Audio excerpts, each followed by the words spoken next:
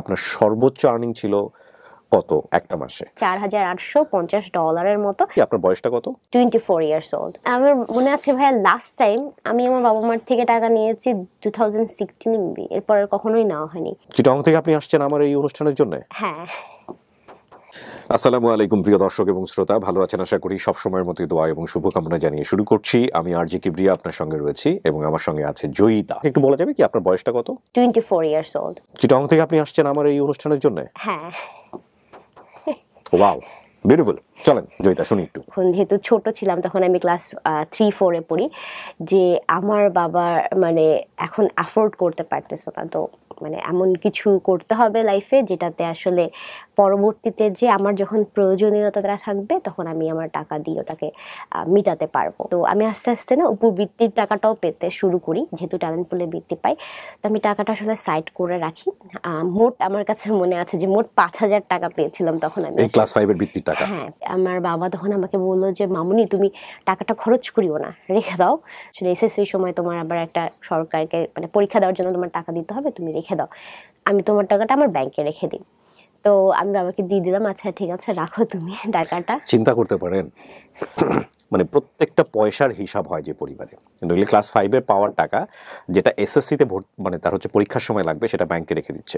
ভাইয়া আমি ইন্টারটা পাশ করলাম, হ্যাঁ, তখন আমার মনে হলো যে অ্যাকচুয়ালি এখন তো আমি বড় হয়ে গেছি, এখন আমার একটা চাকরি দরকার। এবং তখন আমি নিজে নিজে একটা সিভি বানালাম। সিভি বানায় বিভিন্ন জায়গায় আসলে দেওয়া শুরু করলাম যে আসলে কোথায় একটা চাকরি পাবো তখন।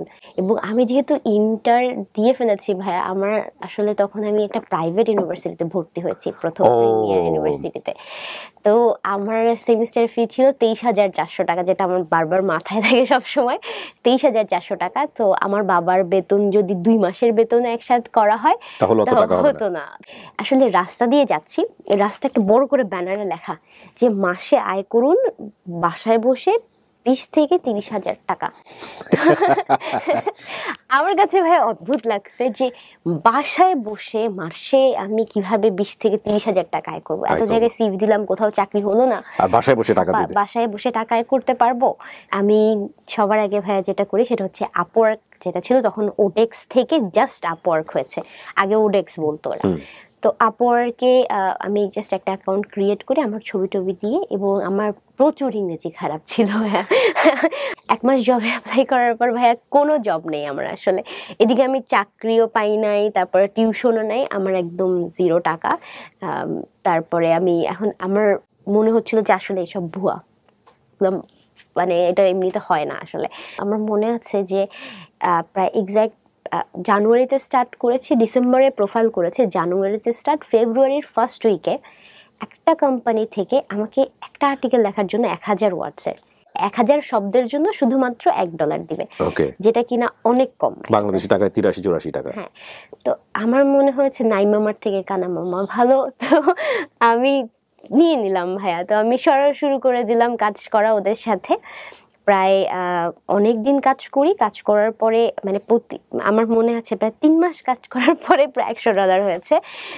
আমার ফার্স্ট কাজ তখন 3 মাস শুধু একটা কোম্পানির সাথেই কাজ করছি, আর বাকিগুলোতে অ্যাপ্লাই করছি। 2017-18 আমি কন্টিনিউয়াস ফ্রিল্যান্সিং করেছি। এটা কি শুধু কন্টেন্ট রাইটিং এর উপরেই? হ্যাঁ, কন্টেন্ট রাইটিং এর পরে ভাই আমি ডিজিটাল মার্কেটিং আসলে শেখা শুরু করি, যেহেতু আসলে একটা স্কিল দিয়ে না মার্কেট প্লেসে বেশি দিন টিকে থাকা যায় না, এবং আয়ের পরিমাণটাও বাড়ে না, এবং তার জন্য আসলে নিজের স্কিলটা ডেভেলপ করতে হয় অনেক বেশি। তো আমি আস্তে আস্তে একটা একটা করে শেখা শুরু করি। এত কিছু ফেস করে আসছি, লেটস টিচ পিপল, মানুষকে পড়াই, কেমন লাগে দেখি, যেহেতু আমি সুন্দর করে কথা বলতে পারি, পড়াই, বুঝতে পারবে হয়তো মানুষ। তো এর জন্য পড়ানো স্টার্ট করি।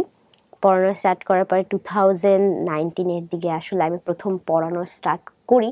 যদি আমি ঘরে বসে ফ্রিল্যান্সিং কোর্স বা ঘরে বসে ফ্রিল্যান্সিং কোর্সটা বানাই, আমাকে এমনভাবে বানাতে হবে যে এই কোর্সটাই হচ্ছে এখান থেকে সব কিছু শিখতে পারবে, এর বাইরে কোথাও যেতে হবে না, কারণ এত টাকা ইনভেস্ট করবে কে সব জায়গায়, এবং একটা জায়গায় যাতে সে ডাইভার্ট না হয় এমন ভাবে কোর্সটা আউটলাইনটা করা হয়েছে যে আমার কাছে মনে হয় যে আসলে কোনো ল্যাকিংস থাকবে না তার কাছে। ওকে, বিউটিফুল। আমরা প্রিয় দর্শক এবং শ্রোতা আপনাদের জন্য বলতে চাই, যারা এই কোর্সটি করতে চান আপনারা দেখবেন যে ফেসবুকের টাইটেলের নিচে ভিডিও লিঙ্কটা দেওয়া আছে, ওখানে গেলেই আপনারা সরাসরি এই কোর্সের সঙ্গে কানেক্ট হতে পারবেন। সো জয়িতা, আমি খুবই অনার্ড যে আপনি চট্টগ্রাম থেকে এসেছেন, এবং 10 মিনিট স্কুলকেও আমি ধন্যবাদ জানাই। This is a promotional video, but আমি মনে করি কোর্স না করলেও এখান থেকে ইন্সপায়ার হওয়ার অনেক বড় একটা এলিমেন্ট, অনেক বড় কন্টেন্ট হলো স্টুডিও অফ 𝗘𝘁𝘁𝙆 থেকে।